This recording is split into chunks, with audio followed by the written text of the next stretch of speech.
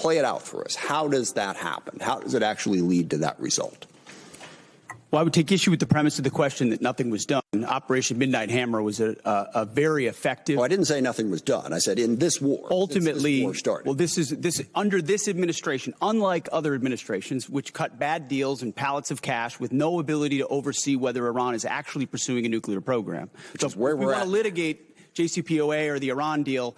Our view, the president's view, is that was a very bad deal. Okay. That gave them a bunch of money up front. What's the future? To fund, you talked about negotiated deals. Allowed them to fund their proxies and spread Hamas and Hezbollah all around the region, build up nuclear capabilities. That's great. What are we going to do now? President Trump has been clear-eyed, from the killing of Qasem Soleimani to the pulling out of the Iran deal to Midnight Hammer and now to this effort to recognize that you have to stare down this kind of enemy who's hell-bent on getting a nuclear weapon and get them to a point where they're at the table giving it up in a way that so they never have it. So they haven't broken yet. Okay, we haven't gotten there yet. For all of the well, their nuclear facilities have been obliterated.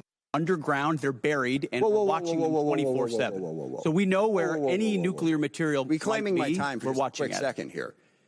We had to start this war, you just said, 60 days ago, because the nuclear weapon was an imminent threat.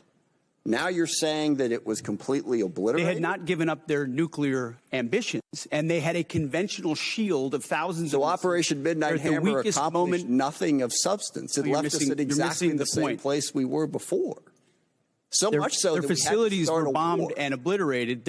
Their ambitions continued, and they're building a conventional shield. All right, let me try again. It's the North Korea strategy. You know this very well. The North Korea strategy was use conventional missiles to prevent anybody from challenging them so they could slow walk their way to a weapon. President Trump saw Iran at its weakest moment, took an action to ensure, in a way that only the United States of America could do with our Israeli partners, and yet to ensure their conventional shield was brought one to other deal, question, we've done. if I could get to it. So on Ukraine, a year plus ago, your advice, the president's advice, was Ukraine had no cards to play. They should go cut the best possible deal they could. Clearly that was wrong.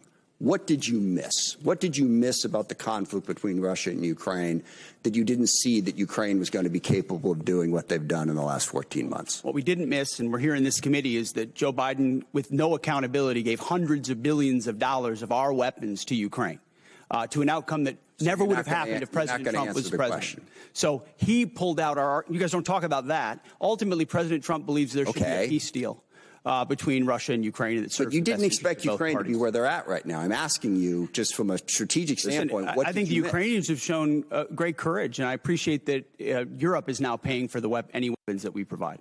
All right. I yield back. Thank you.